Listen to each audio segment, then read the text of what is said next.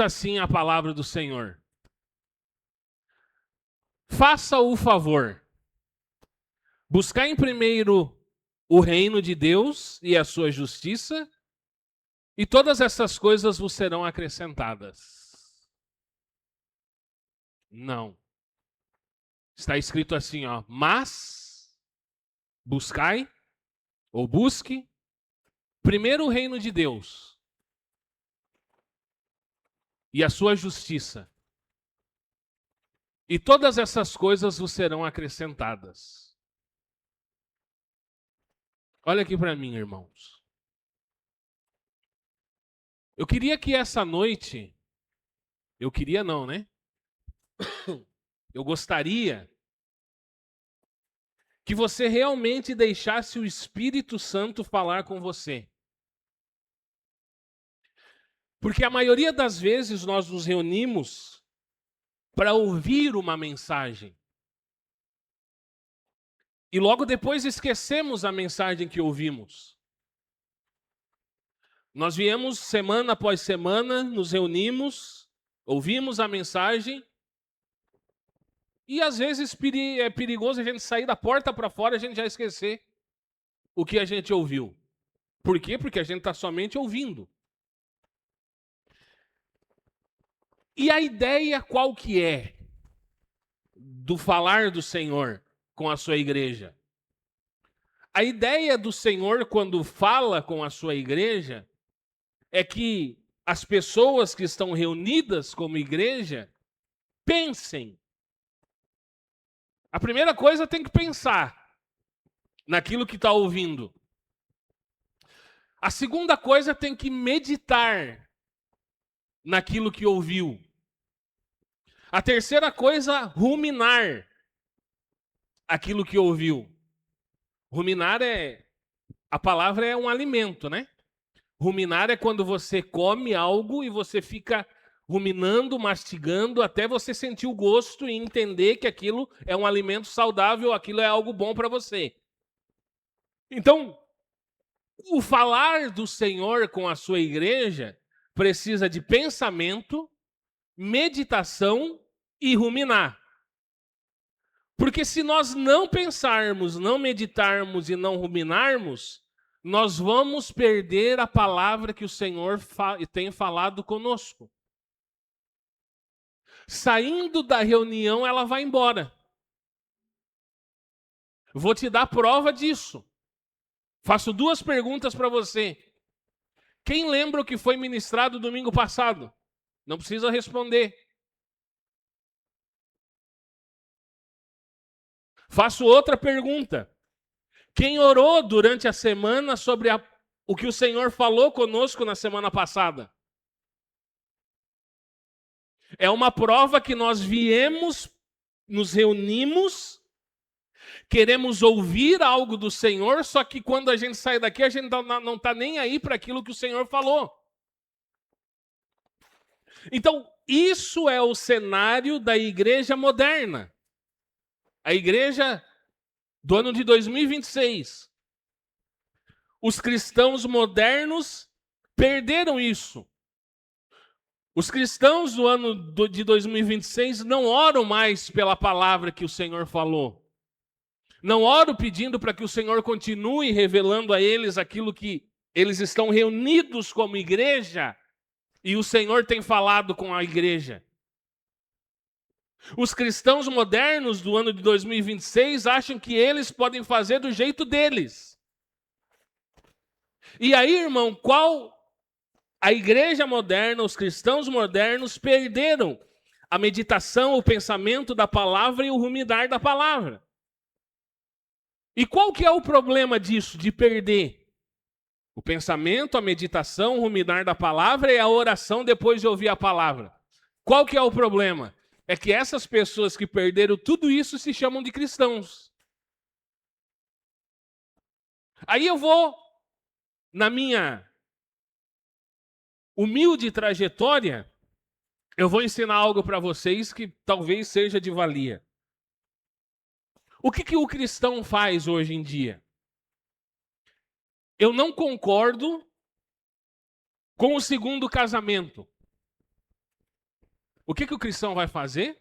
Ele vai pegar textos e vai estudar coisas que ele não concorda, porque ele não concorda com o segundo casamento, ele vai pegar na palavra de Deus textos que não concordam com o segundo casamento. Eu não concordo com o dízimo. Pois ele vai estudar, ele vai ver vídeo no YouTube de pessoas falando que não concordam com o dízimo, de pessoas falando, e ele vai estudar contra o dízimo. Eu vou te dar um conselho. Estude a favor do dízimo.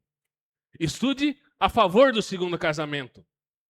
Estude contra aquilo que o seu ego diz que não é. Pesquise sobre aquilo que o seu ego não deixa você avançar. Pesquise sobre aquilo que o seu ego não deixa você se render totalmente ao Senhor. Porque foi isso que eu fiz. Quando eu comecei a ver as coisas de uma forma diferente, bom, a minha visão é essa, mas eu preciso ver qual que é a contrária. E deixa eu falar para você, a contrária venceu todas. Por quê? Porque era aquilo que eu achava. Mas eu preciso seguir conforme o Senhor quer que aconteça. E durante essa semana, o Senhor ministrou muito na minha vida sobre esse verso de Mateus 6,33. Mas buscai em primeiro lugar o reino de Deus, vírgula, e a sua justiça, vírgula, e todas essas coisas vos serão acrescentadas. Observe que foi Jesus que falou isso. E ele não disse assim, ó, quando a tua vida estiver bem, quando tudo estiver certo na sua vida, quando você não tiver dor, quando você tiver dinheiro sobrando, aí se você quiser buscar, você busca em primeiro lugar o reino de Deus. Ele não disse isso, ele falou pelo contrário. E aliás, irmão, ele nem falou, né? Ele mandou, é uma ordem de Deus, de Jesus. Ele diz assim, ó, busque, em algumas versões, né? A versão ali está buscai. Busque. Diga assim, é ele que manda. Primeira coisa que ele manda buscar, o reino de Deus. Ele manda buscar primeiro o reino de Deus, depois a justiça do reino de Deus, e ele diz que todas as demais coisas, se eu buscar em primeiro lugar o reino e a justiça do reino, as demais coisas me serão acrescentadas. Diga assim, reino. O que é o reino? Porque, olhem... Oi? Tá bom. Olhem que nível a igreja está.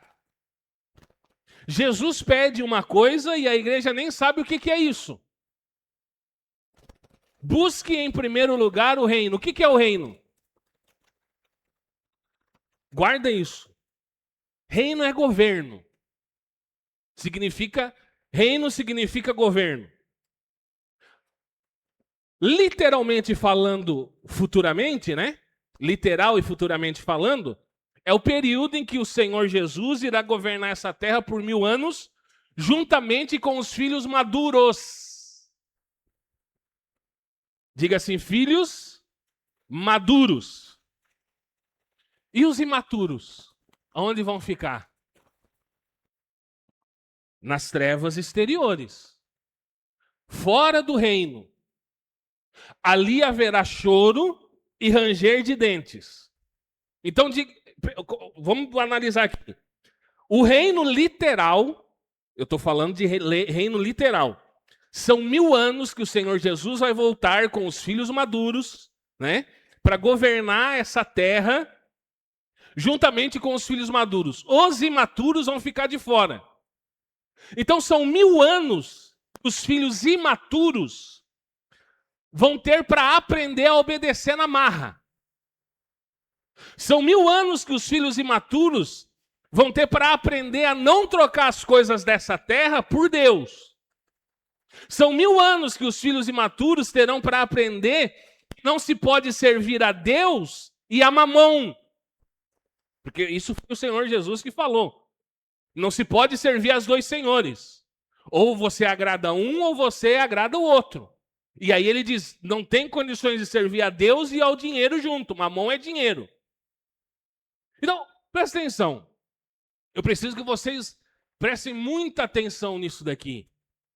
Aliás, já era para estar prestando atenção desde o início, né? Existe um reino de Jesus. O reino que vai ser 1000 anos, literal, que ele irá governar essa terra de Jerusalém para o mundo.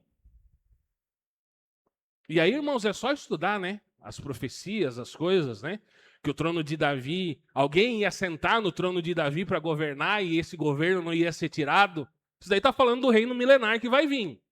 Jesus vai sentar no trono de Davi e vai governar de Jerusalém para o restante da terra. Mas existe um reino. O reino da Inglaterra. Para nós entendermos. Para o reino da Inglaterra, os cidadãos do reino da Inglaterra, eles precisam arcar com os tributos do reino. Irmão, a nossa vida com Deus é a mesma coisa que a nossa vida terrena. Então, o reino, ou os países que têm a constituição de reino, existem os tributos do reino. O que o senhor quer falar, pastor? Eu quero te falar o seguinte, que ofertas, dízimos e primícias são tributos do reino de Deus. Assim como o reino da Inglaterra tem os seus tributos, o reino do Senhor tem e terá os seus. Lucas 19, versículo 11. Vamos lá.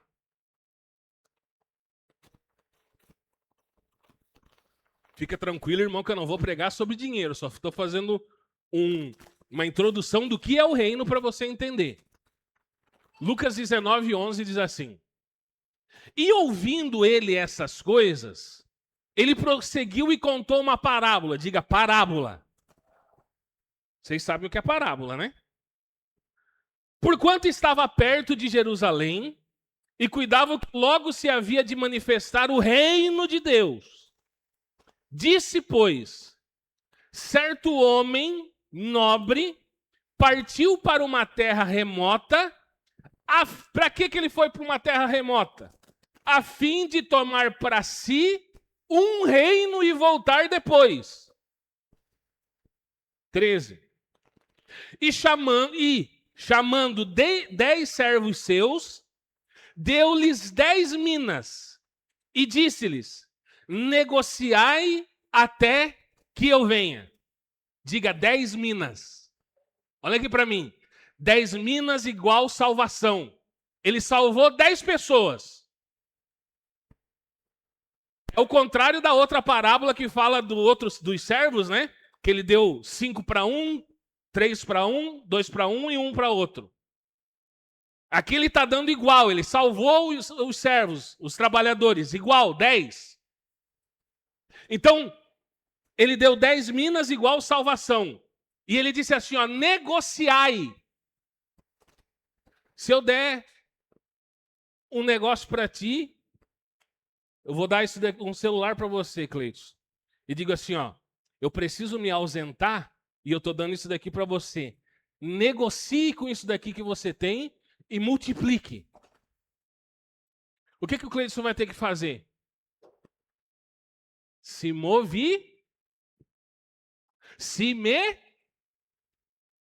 gastar tempo para encontrar alguém que compre o celular.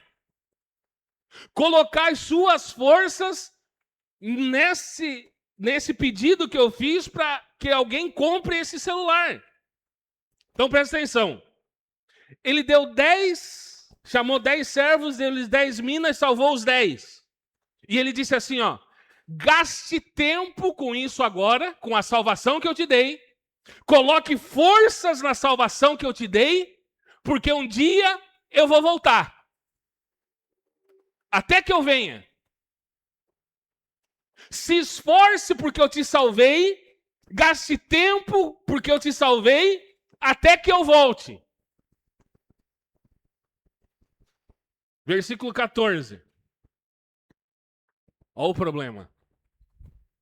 Mas os seus concidadãos odiavam-no e mandaram após eles embaixadores dizendo: não queremos que este reine sobre nós. E acontecendo que voltando ele, depois de ter tomado o reino, aquele já tomou o reino de volta. Por que ele está escrito aqui que ele tomou o reino? Lembra de Satanás quando tentou Jesus no pináculo do templo? Se prostrados me adorares, todos esses reinos eu vou te dar, porque a mim foi entregue. Então, o Senhor Jesus, com os santos que serão arrebatados, tomarão de volta o reino desse mundo de Satanás. Por isso que Satanás te odeia, irmão, porque ele sabe o teu futuro, que você vai tirar o reino dele e vai reinar com Cristo. Qual é o versículo que eu estava? 15. E aconteceu que, voltando ele, depois de ter tomado o reino, disse que lhe chamassem aqueles.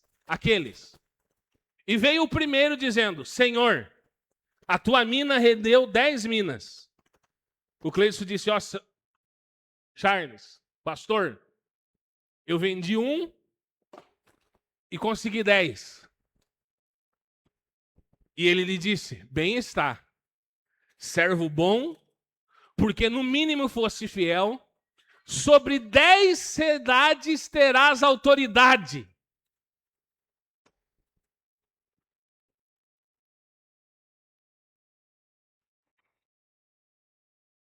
(18) E vem o segundo, dizendo: Senhor, a tua mina rendeu 5 minas. E esse disse também: se tu também sobre 5 cidades.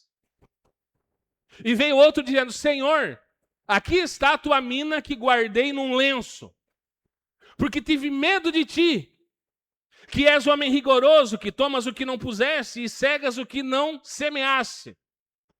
Porém ele lhe disse: mau servo, pela tua boca te julgareis. Te julgarei. Diga assim: pela minha boca eu serei julgado. Isso daqui está falando de dinheiro e cidades. Eu vou te provar. Sabias que eu sou homem rigoroso, que tomo o que não pus e cego o que não semeei? Por que não pusesse, pois, o meu dinheiro no banco, para que eu, vindo, exigisse com juros? E disse aos que estavam com ele: tira-lhe a mina e dai ao que tem 10. E disseram eles: Senhor, ele tem 10. Pois, versículo 26, pois eu vos digo que a qualquer que tiver, lhe será dado. Mas o que não tiver, até o que tem, lhe será tirado. E quanto àqueles meus inimigos que não quiseram que eu reinasse sobre eles, trazei-os aqui e matai-os diante de mim. Olha aqui para mim. Por que eu li esse texto aqui? Primeiro, para provar que no reino, aqueles que matam a sua vida hoje, aqueles que deixam de viver a sua vida, aqueles que vivem para o Senhor hoje, irão governar junto com ele. É a prova. Vou te dar 10, você vai ter autoridade sobre 10 cidades. Você vai ter autoridade sobre 5. Mas o que não negociou, aquele que não se esforçou, aquele que não gastou a sua vida, olha o que Jesus diz: até aquilo que ele tem será tirado. Ou seja, Deus te salvou, Deus nos salvou para reinar com ele. Quando nós fomos salvos pelo Senhor, nós começamos uma caminhada, ele nos entrega o reino para nós. Vai depender da nossa caminhada dia a dia para reinar com Ele ou não. E se nós não gastarmos nossa vida, se nós não negarmos as nossas vontades, se nós não fizermos aquilo que o Senhor quer que façamos, até o reino que nós temos vai ser tirado de nós.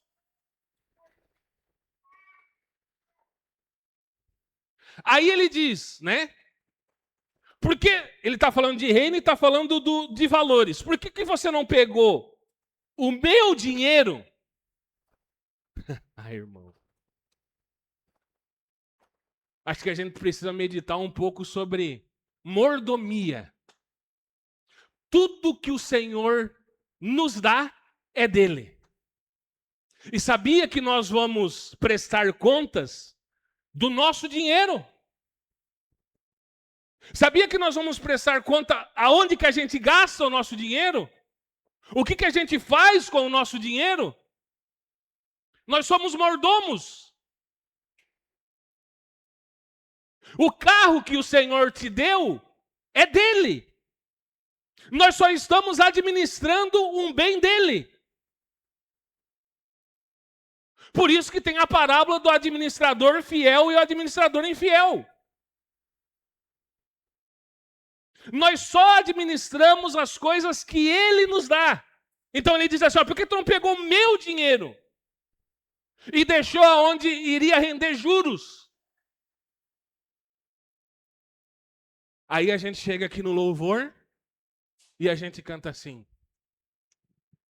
Tudo que eu tenho é teu, menos o meu dinheiro, Cristo. Tudo que eu tenho é teu, menos quando mexe no meu ego, Cristo.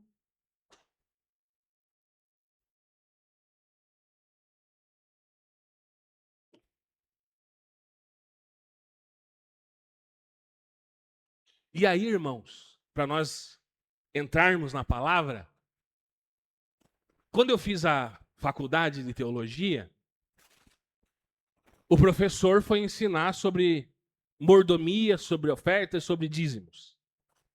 Meu irmão, pessoas que pregavam a palavra começaram a debater contra. E eu sentava no fundo da sala, não porque eu bagunçava, mas só para observar. E começou um lá, um cá, um cá, um cá. Aí o professor viu que eu estava quieto, que nem o Gustavo está lá no canto. Aí ele disse assim, o que você pensa, Charles, sobre isso? Eu falei assim, o senhor quer que eu fale mesmo? Quero. Falei assim, eu acho que pessoas que estão estudando teologia, debater sobre oferta e dízimo, o cúmulo da idiotice. E aí o pessoal que estava na frente olhou para trás. Sabe por quê, irmão? Porque o dízimo não existe mesmo no Novo Testamento. Os 10%. Tudo é dele, não só 10%.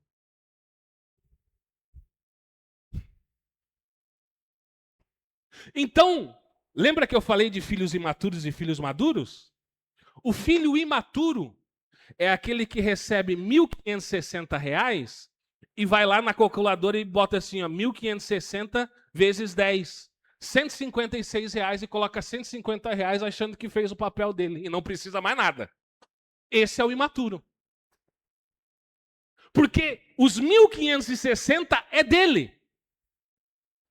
Nós vamos prestar conta um dia com ele sobre os R$ 1.560, o que nós fizemos. Então, dízimo. Por que foi ordenada a lei? Acha um texto para mim aí que está em Gálatas, que está assim, Para que foi a lei? Foi ordenada por causa das transgressões. Está escrito assim. A lei foi dada por causa das transgressões.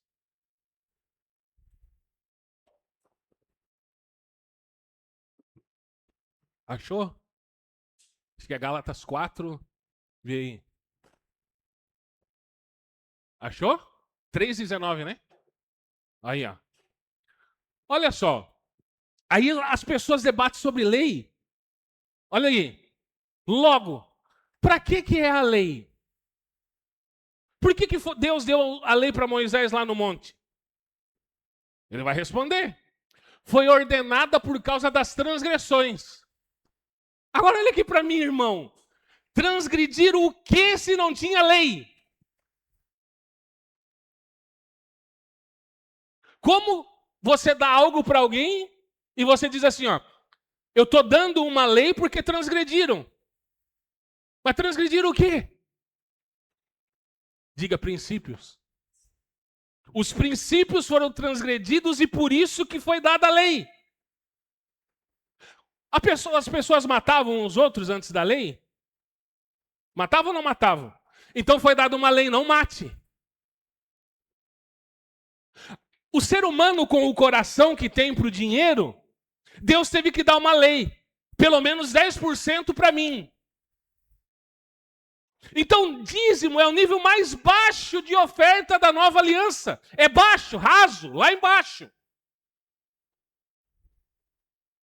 Então, isso é reino. Entender que se eu ainda faço conta, eu ainda sou imaturo. Porque, irmão, se eu ganho foi R$1.560 que eu falei, né? Se eu ganho R$1.560, por que eu não boto 160? E dou 4 de oferta.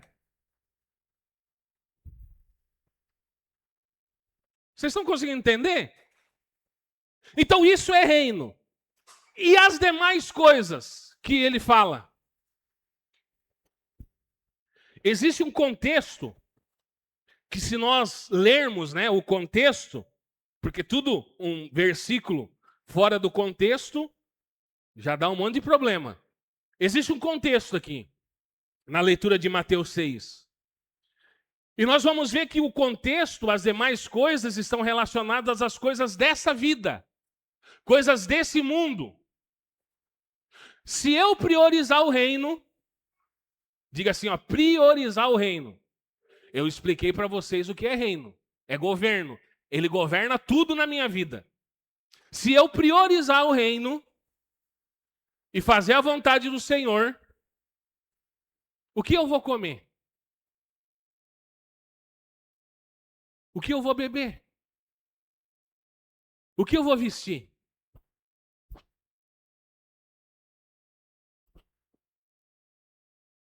Logo, essas são nossas prioridades dos cristãos do ano de 2026.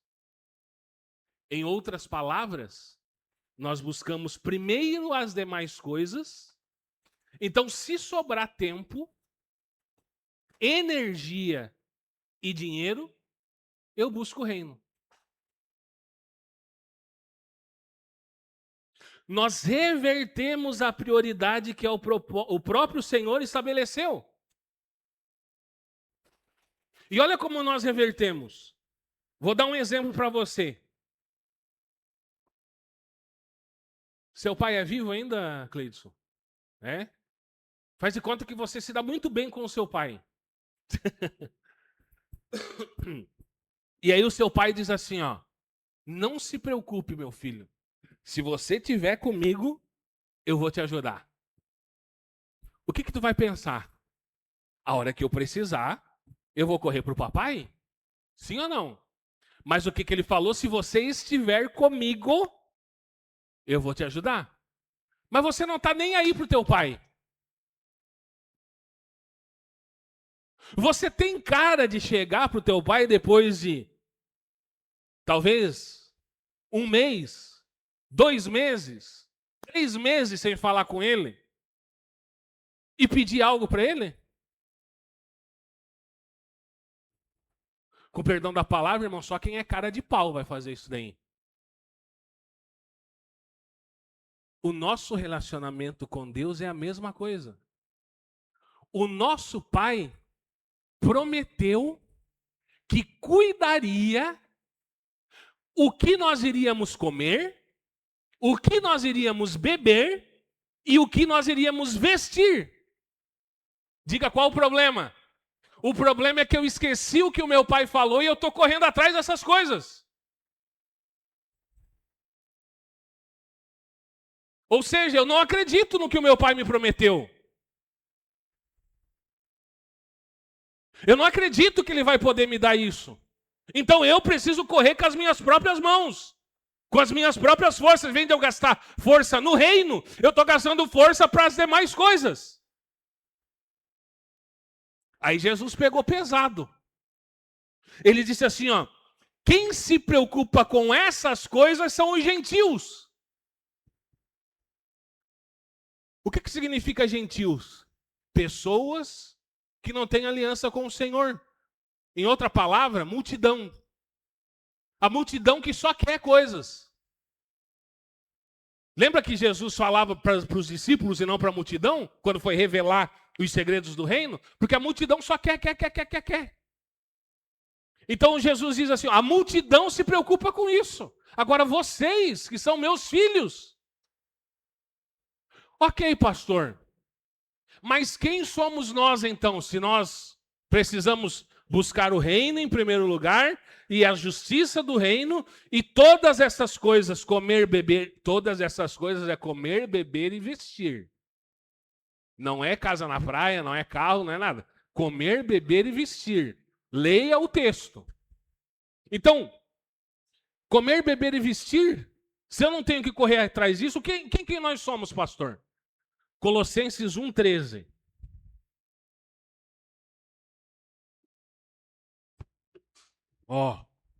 O qual nos tirou da potestade das trevas e nos transportou para o reino do Filho do seu amor.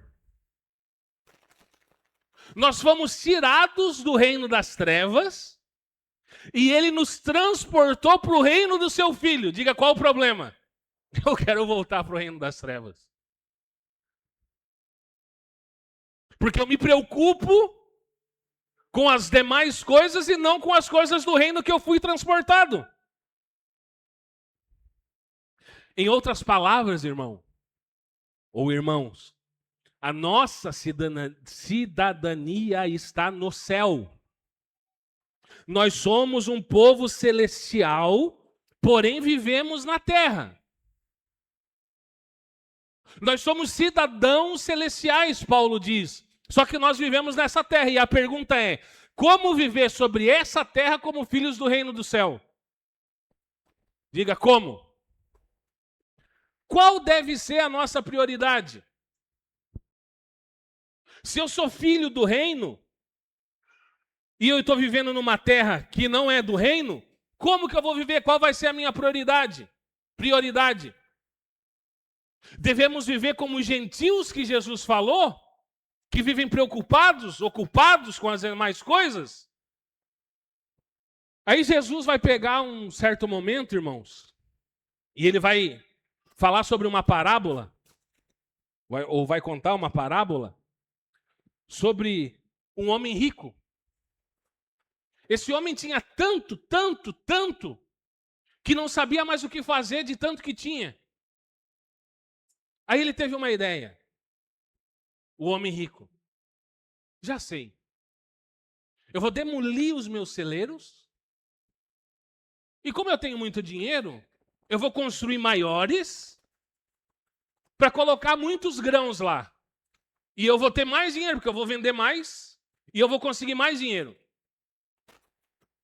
E quando eu conseguir mais dinheiro, eu vou deitar numa rede ou numa cama e vou dizer assim para minha alma, não te preocupes mais, porque você tem dinheiro sobrando.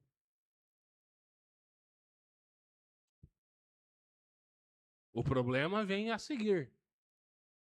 O problema é o que Jesus falou para ele. E o que Jesus falou? Louco. Essa noite, eu vou te pedir a tua alma.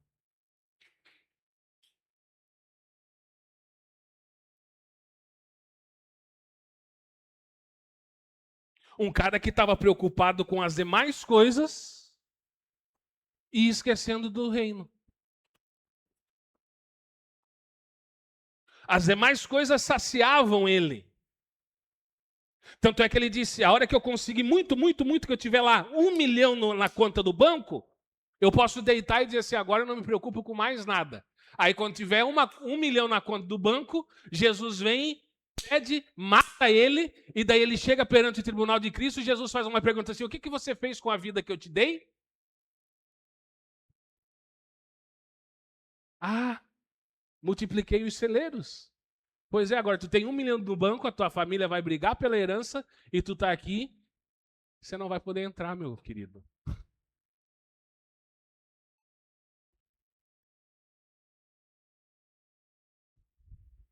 1 João 2,15 diz assim, ó. Não ameis o mundo, nem o que no mundo há. Se alguém ama o mundo, o amor do Pai não está nele. Porque tudo que há no mundo está concupiscência, mas é vontade, tá? A vontade da carne, a vontade dos olhos e a soberba da vida não é do Pai, mas do mundo. E o mundo passa, e as suas vontades. Mas aquele que faz a vontade de Deus permanece para sempre. A grande estratégia do diabo é essa, irmão. Fazer nos preocupar com as coisas do mundo. E deixa eu falar para você, fica tranquilo. Ele não quer te tirar da igreja. O diabo não quer te tirar da igreja. Aí o diabo está furioso, quer me tirar da igreja. Não, é o teu ego também que não quer ter comunhão com os irmãos. Porque o diabo não quer te tirar da igreja. Sabe o que ele quer fazer? Ele quer fazer você trocar as coisas de Deus pelas suas primeiro. Servir, achando que está servindo ele. Essa é a estratégia do diabo. Quando os filhos de Israel estavam no Egito presos, né? Porque eram muitos, eles clamaram ao Senhor. E o Senhor ouviu Moisés e enviou Moisés para libertá-los. Aí Moisés, que tipifica Cristo, ele enfrenta Faraó, que tipifica o diabo. Então Moisés, que tipifica Cristo, vai enfrentar e vai falar com o Faraó, que tipifica o diabo. O que Cristo vai falar para Satanás? Deixe o meu povo ir para que possa me servir. Cristo vai intimar, vai enfrentar Satanás e vai dizer assim, ó, deixe o povo me servir. Aí, Faraó respondeu. Êxodo 5:8. Olha o que o Satanás respondeu. E lhes imporei a conta dos tijolos que fizeram antes. Olha para mim. Presta atenção. Nada diminuireis dela, porque eles estão ociosos. Por isso clamo dizendo, vamos, sacrifiquemos ao nosso Deus. Olha aqui para mim, irmão. Satanás disse assim, ó. As pessoas querem adorar a Deus. Eles estão motivados e eles estão dizendo assim, ó, vamos sacrificar a Deus. E aí a ordem de Satanás. Versículo 9. Agrave-se o serviço sobre esses homens, para que se ocupem nele e não confiem em palavras mentirosas. Essa resposta nunca mudou. Se nós olharmos para o cenário à nossa volta, o que Satanás coloca na mente das pessoas? Pegue um trabalho, que trabalhe domingo, e você não precisa se reunir. Qual que é a estratégia de Satanás? Dê trabalho para que eles não adorem ao Senhor? Está na Bíblia, irmão. E daí a gente... o Senhor me arrumou um trabalho. O Senhor não te arruma trabalho nenhum que te tire da vida de comunhão com os irmãos.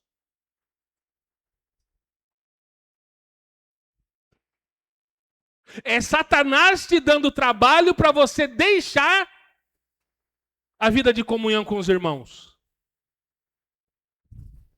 Aí aonde está o povo que se chama povo do Deus vivo?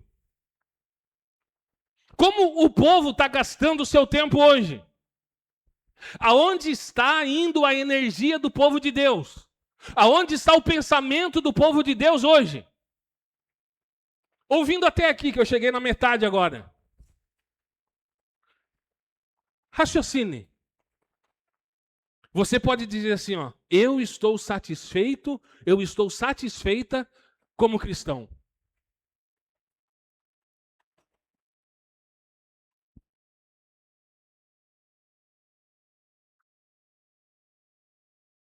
Eu não estou. Se nós não temos tempo para as coisas de Deus, a nossa prioridade está errada. Nós estamos vivendo como gentios. Primeiro Charles, depois Deus. Eu falei esses dias, né? Eu não sei com quem que eu falei. Acho que foi quando nós estávamos indo para Balneário sexta. O Cleidson me mandou um vídeo, acho que foi essa semana ou semana passada, sobre a situação quando mandaram o Felipe Luiz embora do Flamengo lá. O técnico do Flamengo. E pessoas de dentro, né, do clube falaram que os jogadores perderam o respeito pelo técnico porque o técnico deixava eles livres. E até eu mandei, quando eu vi isso, eu até mandei pro Cleidson. Isso me remete à liberdade que nós temos em Cristo e nós perdemos o respeito com essa liberdade.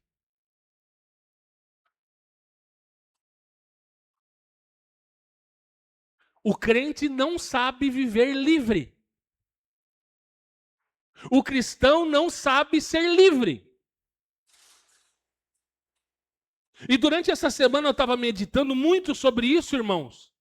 E eu cheguei a uma grande conclusão. E que se eu tiver errado, que Deus trate comigo. Tem muitas pessoas que congregam aqui que por causa da liberdade que eu deixei se estragaram. Por causa da liberdade que eu dei em Cristo se estragaram. Porque acha que pode fazer o que quer, que pode ir aonde quer, que pode fazer a hora que quer. Se estragaram, não sabem ser livre.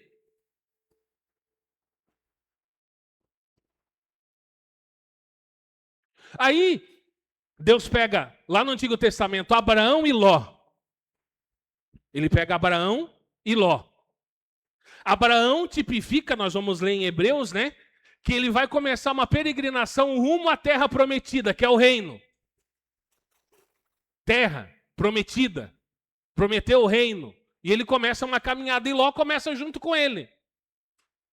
Só que daí o que aconteceu? Ló começou uma caminhada para o mesmo lugar que Abraão estava indo. Irmão, Deus mandou anjos para tirar Ló e a mulher dele para não serem destruídos juntos. Sabe o que aconteceu? Eles estavam saindo, Deus estava libertando eles, a mulher de Ló fez assim, ó, e parou ali. E aí, irmão, Jesus vai falar no Novo Testamento, diz assim, ó, lembre-se da mulher de Ló. Quando que nós lembramos da mulher de Ló? Mas Jesus falou. Coloca esse texto para mim, faz favor. Lucas 17, 32. Olha só que texto lindo. Lembrai-vos da mulher de Ló. Por quê? Porque ela começou uma caminhada em direção ao reino. Deus mandou anjos para tirar da escravidão. E ela olhou para trás. Ah, mas lá atrás era melhor. Ah, mas quando eu congregava lá era diferente. Ah, mas lá eles faziam tudo diferente. Puro ego, irmão. Porque olha o que diz o versículo a seguir. Qualquer que se preocupar em salvar a sua vida vai perder. E qualquer que perder vai salvar. A pessoa só olha para trás porque não deixa o Senhor quebrar o ego dela. A pessoa só olha para trás quando o Senhor manda anjos para tirar da escravidão, porque não quer deixar o Senhor quebrar o ego.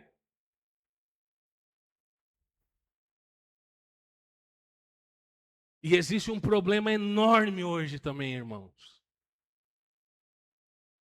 Por isso que eu falei que aquela situação, que tem muitos irmãos que eu estraguei. Tudo é graça. As pessoas vão falar, é graça. Eu estou na graça. Eu estou no tempo da graça. A salvação é de graça, e realmente é. Não somos nós que fazemos nada, é Ele que fez.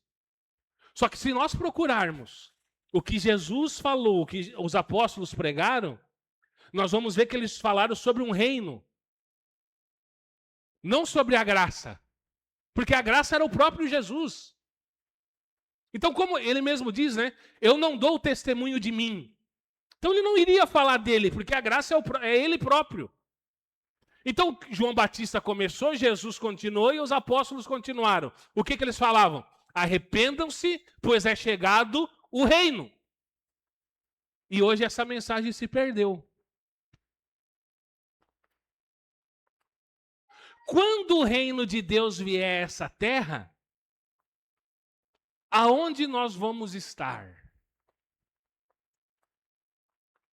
Olha para o irmão que está do teu lado e pergunta para ele: irmão, quando Jesus voltar e reinar, para reinar, aonde você vai estar? Olha aqui para mim agora. Alguns vão estar com a família.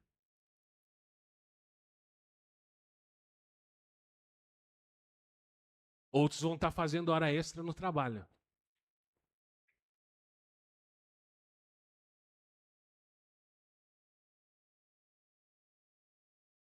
Outros vão estar assistindo TV. Outros vão estar assistindo futebol. Alguns vão estar no celular. Outros vão estar com o namorado, outros vão estar com a namorada. Alguns vão estar na praça. Outros vão estar no cinema. Alguns vão estar no momento de lazer, jogando, e daí eu não estou falando só futebol, eu falo de baralho, dominó, todo jogo.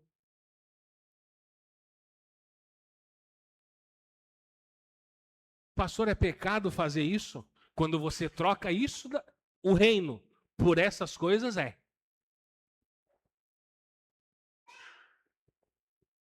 Quando você troca as coisas do Senhor para fazer isso, isso aqui é um Deus na tua vida. E aí, para não ficar nas minhas palavras, me mandaram, eu estava montando a mensagem desde sexta, e me mandaram uma mensagem do meu pastor falando algumas coisas. O Gustavo, não dá para rodar aqui, mas vai dar para ouvir o áudio. Presta atenção no áudio. Presta atenção no áudio e faz de conta que sou eu que estou pregando. Volta no início. Então, a idolatria nem sempre se manifesta em uma imagem de escultura pendurada numa parede.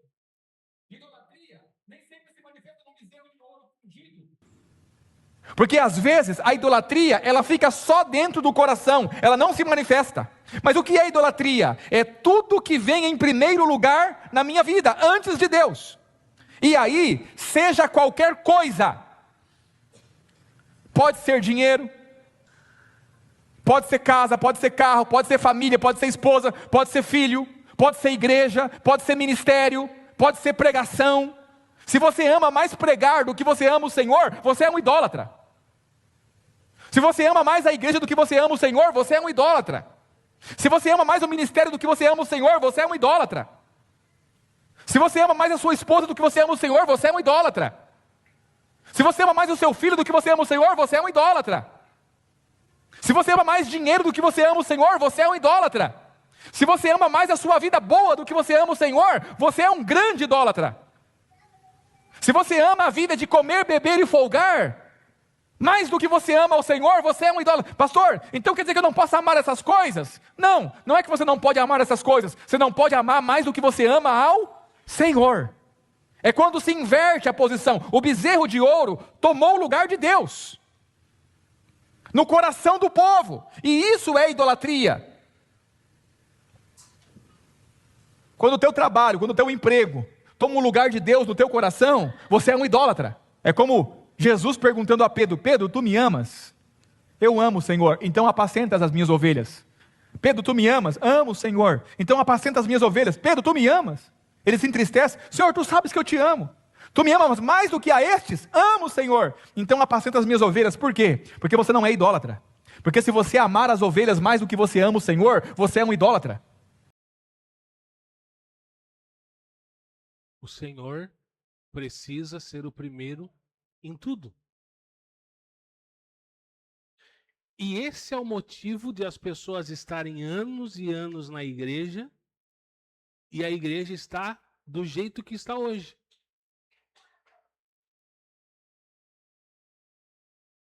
Por que é necessário congregar? Por que é necessário prestar contas?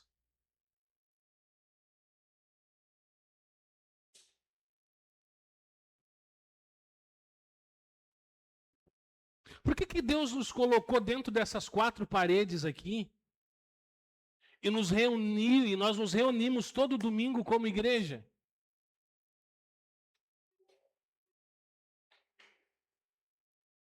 Se não é para nós aprendermos nessas quatro paredes como é viver no reino, então Deus está ficando louco. Se isso aqui não for um ensaio do que nós vamos viver a eternidade, Deus é um velho, bitolado, gagá e não sabe o que está fazendo. O problema é que nós não sabemos o que nós estamos fazendo aqui. Por que é necessário congregar? Por que eu preciso... Pastor, eu não preciso prestar conta da minha vida. Eu não preciso dizer, dar satisfação onde eu vou, o que eu faço. Sem problema, irmão. Você não precisa mesmo. Só que quando o reino vier sobre essa terra, você vai continuar não prestando conta. Diga por quê? Porque você vai ficar de fora onde tem choro e ranger de dentes. Porque se você não é capaz de prestar conta hoje, como que você vai prestar conta no reino quando Jesus vier? Se eu não presto conta para o meu pastor, e se o reino começar, e ele se deu mais na vida de Deus do que a mim, do que eu, e ele vai reinar, e eu vou estar reinando junto na cidade dele, como que eu vou chegar nele e prestar conta?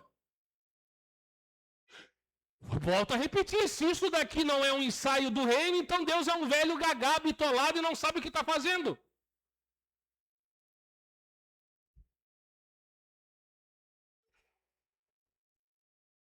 Isso aqui é um ensaio, irmão.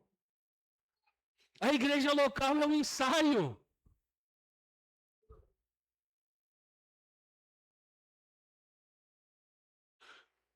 Eu não sou melhor que ninguém. Pelo contrário. As pessoas dizem, né? Ah, você é um hipócrita. Me chame de hipócrita, então. Mas, como Paulo falou, eu sou o menor dos menores. O que importa é o que eu acho dentro do meu coração, não o que você acha de mim. E o que o Senhor vê aqui dentro. O ministério, irmãos, né? Não tem nada a ver, mas eu respondo por esse ministério. Aí tinha uma conferência lá na igreja do meu pastor, sexta, sábado e domingo. Sexta, sábado e domingo. Como tinha evangelismo ontem, eu falei pro Robert e pro Tiago que foram comigo, eu disse, eles são prova do que eu falei. Eu poderia mandar mensagem no WhatsApp para ele. Mas no WhatsApp eu não vejo sentimento. Ele pode dizer tá bom, mas a cara dele pode dizer que ele não gostou. Então eu falei, eu vou falar na frente dele. E ainda falei pro Robert e pro Tiago, eu disse assim, ó, se ele fizer uma cara que eu conheço ele, que ele dizer assim, ó, tá bom, não tem problema, mas eu conheço a cara dele, eu não vou estar no evangelismo, eu vou para a reunião. Por quê? Porque eu entendo que a minha vida aqui é um ensaio para o reino. E eu cheguei lá e disse assim, ó, pastor, a gente tinha marcado evangelismo, eu não vou poder vir amanhã. Ele falou assim, ó, fica em paz. E até o Tiago estava de longe, e o Tiago disse assim, ó, eu vi que ele, né, ele não ficou bravo, né? Eu disse, não, ele falou, fica em paz. E ainda ele disse assim, ó, muito obrigado por ter vindo.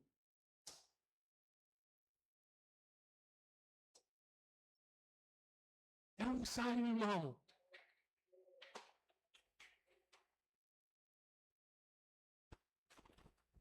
Pastor, você quer ser um ditador, quer que eu preste conta de tudo? Nunca falei isso. Nós só precisamos entender que existe ordem. E aqui nós vamos orar. 2 Coríntios capítulo 10, versículo 7. Acho que acabou, né? A bateria, né? Som. Tá falando ainda? Não?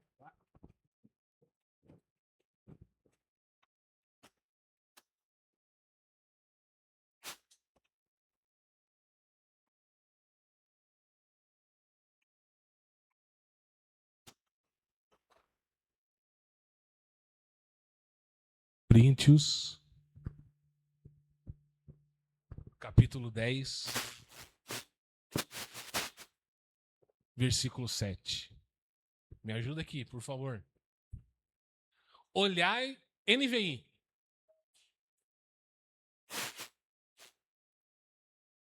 Vocês observam apenas a aparência das coisas.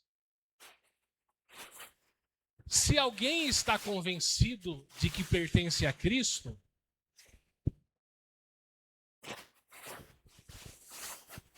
muta isso dali que é aquele lá, tá?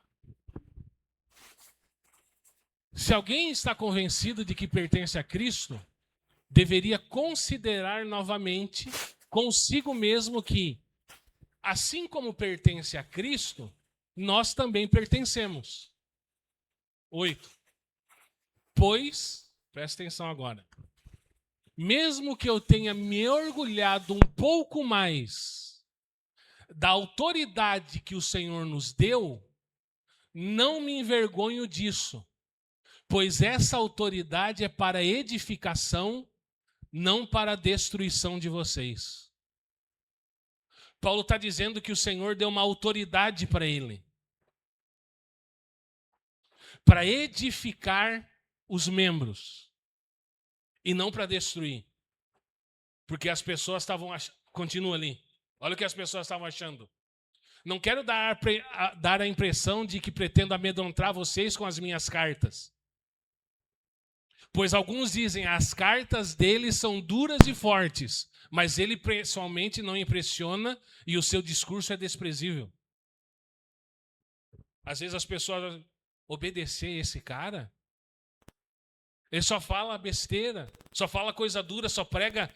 Eu saio machucado todo domingo de lá. Quando Paulo falava, as pessoas achavam a mesma coisa também. Evangelho, confronto, matar o ego. Então o reino é estar sobre o governo de alguém. No caso do reino literal é Cristo, né? E eu não quero que você esteja sobre o meu governo. Eu quero te ensinar, e nós estamos aprendendo aqui, a ser liderados por Cristo. Então nós precisamos fazer uma pergunta. Cristo me governa? Ou eu me governo sozinho? Feche os seus olhos.